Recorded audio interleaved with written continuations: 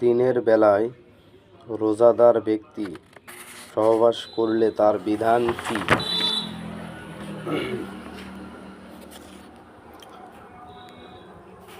আবু হুরায়রা রাদিয়াল্লাহু তাআলা আনহু হতে বর্ণিত, তিনি বলেন, আমরা আল্লাহর রাসূল সাল্লাল্লাহু আলাইহি ওয়াসাল্লাম এর নিকট উপবিষ্ট ছিলাম।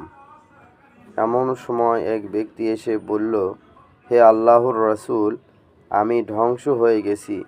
আল্লাহর রাসূল বললেন, কি বিষয় তোমাকে ধ্বংস করেছে?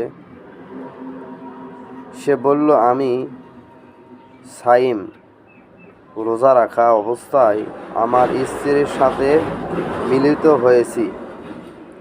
আল্লাহর রাসূল সাল্লাল্লাহু আলাইহি ওয়াসাল্লাম বললেন, আজাদ করার মতো কোনো ক্রীতদাস তুমি পাবে কি? সে বলল, না। তিনি বললেন, তুমি কি একাধারে 2 মাস সাওম পালন করতে পারবে? সে বলল, না। এরপর তিনি বললেন, 60 জন মিসকিন খাওয়াতে পারবে কি? সে বলল, না। তারপর সে বসে রইল। এ সময় নবী করিম সাল্লাল্লাহু আলাইহি ওয়াসাল্লামের কাছে এক আরাক পেশ করা হলো, যাতে খেজুর ছিল। আরাক হলো ঝুড়ি। নবী করিম সাল্লাল্লাহু আলাইহি ওয়াসাল্লাম বললেন, এগুলো নিয়ে সাদগাহ করে দাও। তখন লোকটি বলল, হে আল্লাহর রাসূল, আমার চাইতেও বেশি অভাবগ্রস্তকে সদগাহ করব?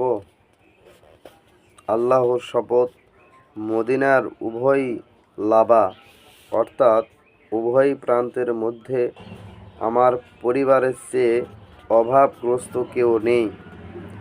আল্লাহর রাসূল সাল্লাল্লাহু আলাইহি সাল্লাম হেসে উঠলেন এবং তার দাঁত দেখা গেল।